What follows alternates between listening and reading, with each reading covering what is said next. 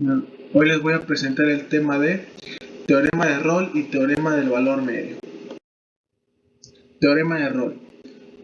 Si f es una función en la que se cumple lo siguiente: f es continua en el intervalo cerrado a b, f es diferenciable en el intervalo abierto a b, f de a es igual a 0 y f de b es igual a 0. Entonces existe un número c que pertenece a b, tal que f' de c es igual a 0. El teorema de Rolle se atribuye al matemático francés Michel Rolle, que vivió de 1652 a 1719. En la figura se ilustra la interpretación geométrica del teorema de Rolle. Se puede observar se cumplen las tres condiciones que requiere el teorema. F es continua en el intervalo cerrado AB e integrable en el intervalo abierto AB. Y f de a es igual a f de b, que es igual a 0.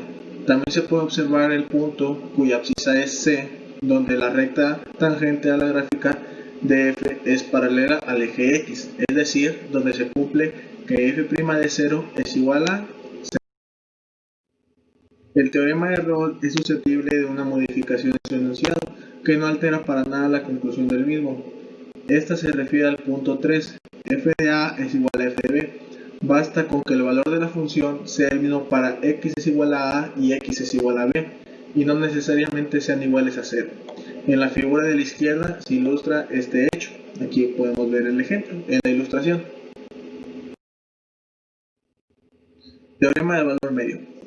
Si f es una función en la que se cumple que f es continua en el intervalo cerrado AB, f es diferenciable en el intervalo abierto AB, entonces existe un número c que pertenece a AB tal que f' de c es igual a f de b menos f de a sobre b menos a. Se observa una ilustración de la interpretación geométrica del valor del teorema medio. El teorema afirma que si la función es continua en AB y diferenciable en AB, existe un punto C en la curva entre A y B, donde la recta tangente es paralela a la recta que pasa por A y B. Esto es, C sobre A al intervalo abierto AB, tal que f' de c es igual a f de b menos f de a sobre b menos a. Y aquí podemos ver la representación gráfica. Aquí tenemos un ejemplo. f de x es igual a x al cuadrado menos 4x más 3 en el intervalo cerrado 1, 3. Punto número 1.